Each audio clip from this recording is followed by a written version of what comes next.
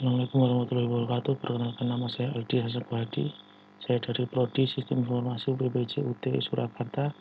Di sini saya akan mengerjakan tugas 1 mata kuliah keamanan jaringan, praktik DHCP palsu dan DNS spoofing serta praktikum SQL injection. Baik, kita langsung menuju ke bahan ini ya, bahan praktikum yang sudah disediakan. Kita disuruh menginstal aplikasi Packet Tracer lalu mendownload bahan praktik DHCP palsu. Nah, di sini saya sudah mendownloadnya. Kemudian memastikan fungsionalitas dari konfigurasi yang telah disediakan. Nah, di sini terlihat kabelnya hijau semua, maka sudah berfungsi ya, secara normal. Kita langsung ke awal. Nah, pertama kita disuruh mempelajari topologi tersebut. Topologi tersebut merupakan topologi star dengan sistem pengalamatan. Di bawah ini ada dua buah jaringan, yaitu 192.168.10 dan 192.168.20, di mana ini jaringan utamanya ya di antara komputer-komputer. Kemudian di sini DHCP server sudah dikonfigurasi dengan spesifikasi berikut: rentang IP 100 sampai 199 dengan default gateway ini 192.168.10.1 ya. Nah, kemudian kita disuruh memastikan semua PC memperoleh alamat IP dari DHCP server. Coba kita cek. Di sini sudah mendapatkan IP dari DHCP server ya. IP ini mendapat IP 112 DNS servernya.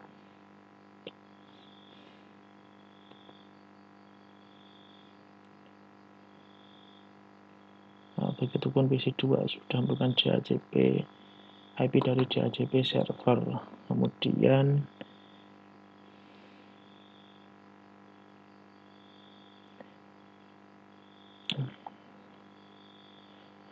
nama www.coba.com merupakan server yang memiliki alamat sekian, sehingga mengakibatkan workstation mengakses server dengan menggunakan nama www tadi.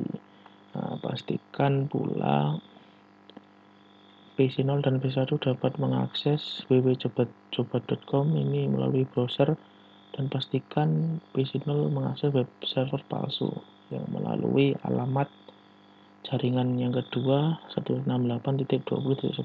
Mari kita coba. Kita menuju browser.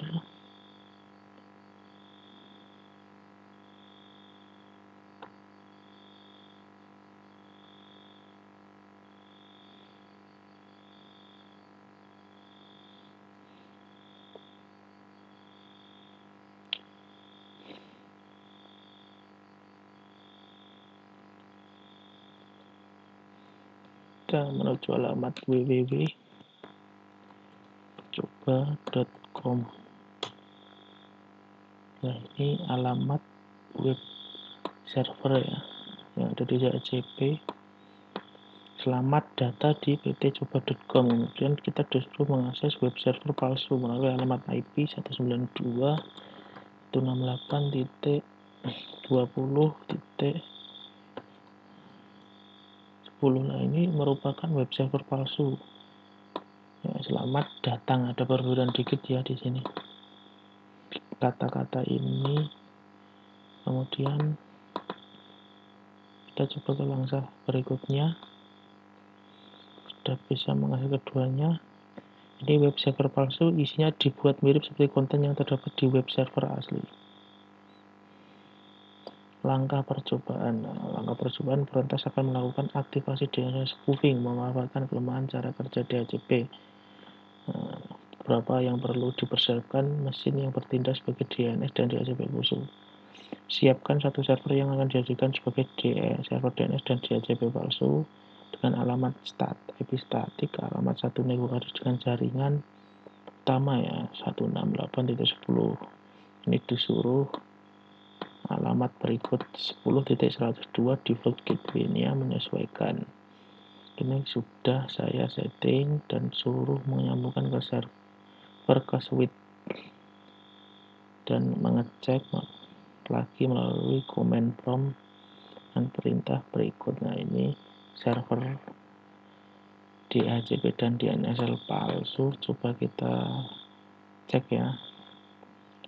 Ini IP config-nya sudah saya setting tadi, IP statis 192.168.102 dengan default gateway mengikuti jaringan utama ya 168.10.1.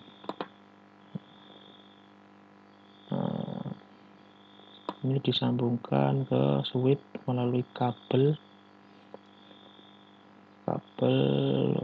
dengan port fast internet kosongnya. Coba kita cek melalui command prompt pconfig.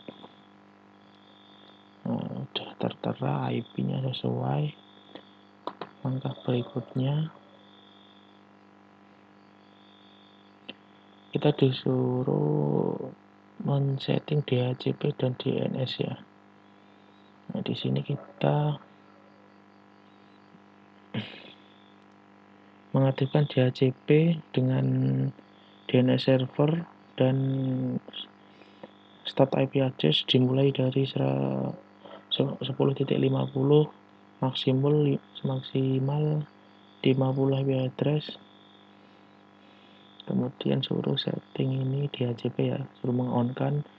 Nah, di sini dengan nama www.job.com akan mengakses web server palsu ya, 192.168.20.10. Coba kita setting, sebelumnya sudah saya isi tadi.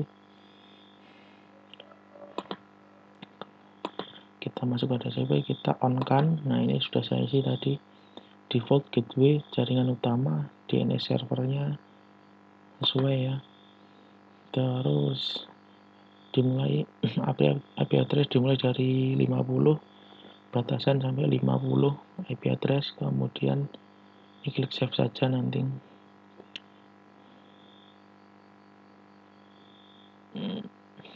Kemudian setting DNS ya, kita aktifkan on kan ya. Ini namanya www.coba.com. Terus addressnya diarahkan ke web server palsu 192.168.20.10. Oke, sudah selesai, kita sudah on kan.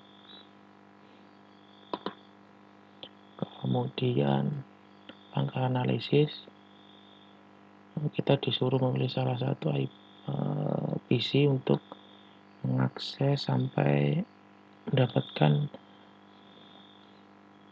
dari DHCP server palsu. Oke, kita langsung ke PC 0.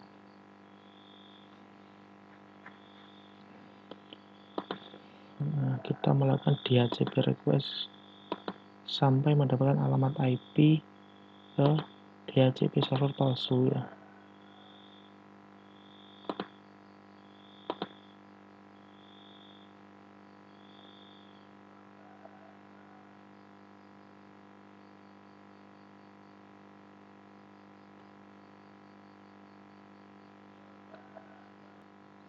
Baik, di sini sudah mendapatkan DHCP request dengan DNS server yang DHCP palsu ya ini.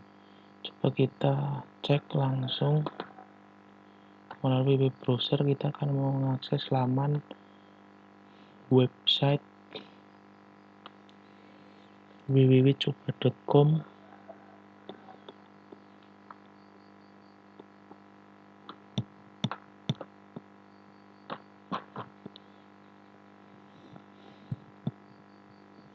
Kita akan mengakses www.coba.com.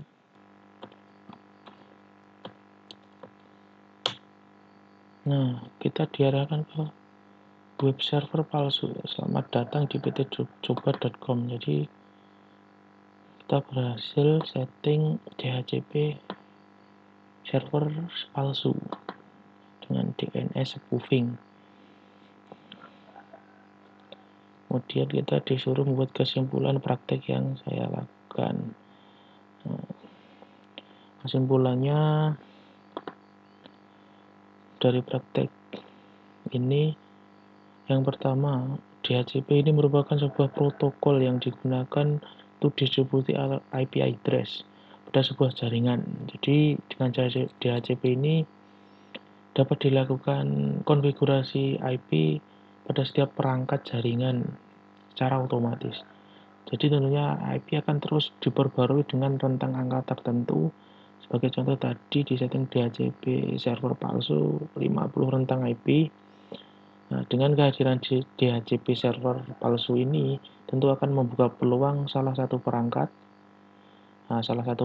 akan meminta DHCP request kepada server palsu tersebut ya.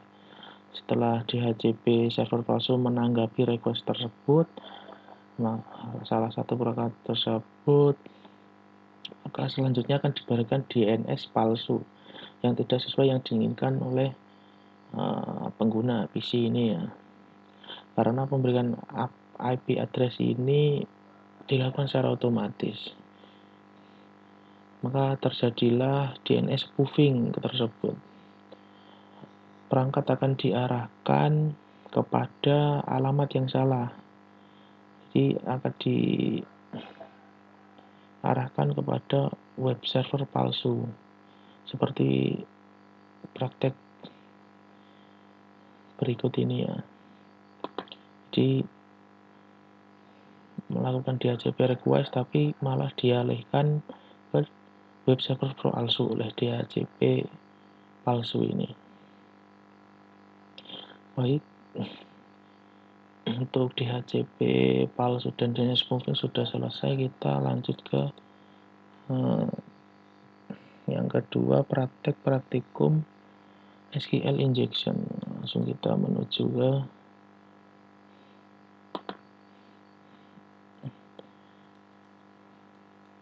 bahan ajarnya.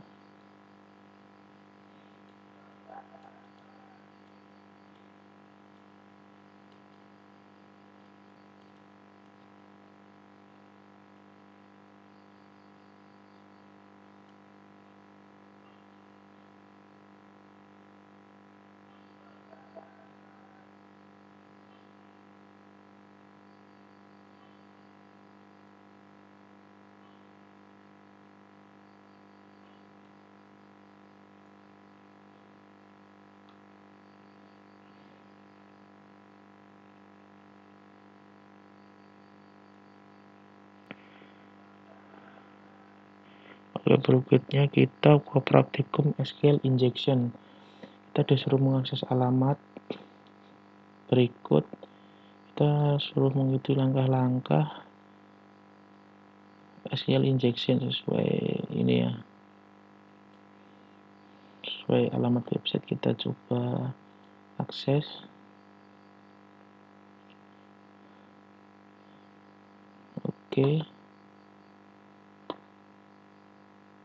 Oke, di sini kita disuruh mengikuti langkah-langkah. Kita suruh masukkan user dan password.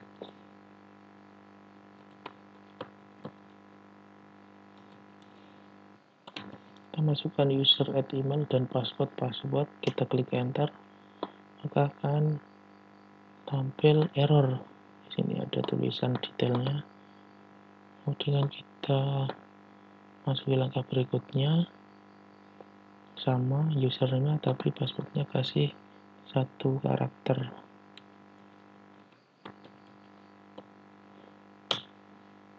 Masih error juga ya. Ini ada keterangannya. Kita lanjut lagi.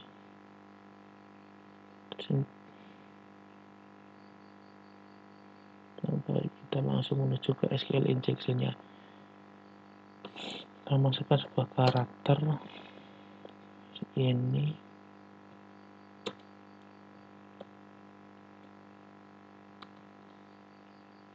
kemudian kita enter. Oh, ternyata berhasil ya, berhasil. Ini keterangannya dilakukan. Jadi ini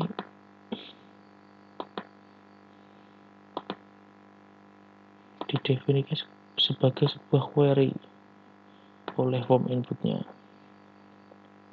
Jadi kita disuruh membuat kesimpulan.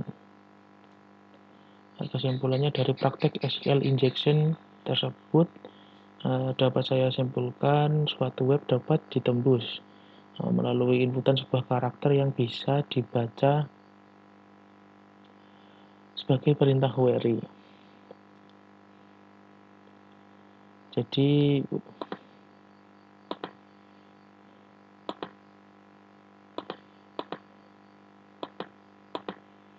website tersebut tidak memiliki proses validasi terhadap form input, sehingga dengan mudah dapat memasukkan karakter lalu memberikan akses ke database dengan karakter tersebut. Jadi paling sederhana agar lebih aman, pada sebuah form input disetting hanya bisa menginputkan angka dan huruf atau melakukan proses enkripsi password supaya lebih aman. Jadi di sini sebuah karakter yang diinputkan di form password tadi ini didefinisikan sebagai sebuah query database dan dibaca sistem sebagai query database. Jadi tanda ini artinya setiap input akan selalu dianggap true ya. Ini berarti tipe data boolean. Karena 1 sama dengan 1 adalah dari alias dari true. Dan OR adalah kondisi di mana jika ada salah satu atau lebih dari 2 input true, maka autentikasinya akan dianggap true oleh sistem. Dan password pun bisa diisi sesukai hati, karena di belakangnya ada tanda ini ya, main ini itu hanya sebagai sebuah sintak komen pada SQL. Jadi kesimpulannya itu sebuah karakter dapat didefinisikan sebuah query database dan sehingga dapat mengakses database itu. Sekian tugas 1 dari saya, kurang lebihnya mohon dimaafkan. Terima kasih. Wassalamualaikum warahmatullahi wabarakatuh.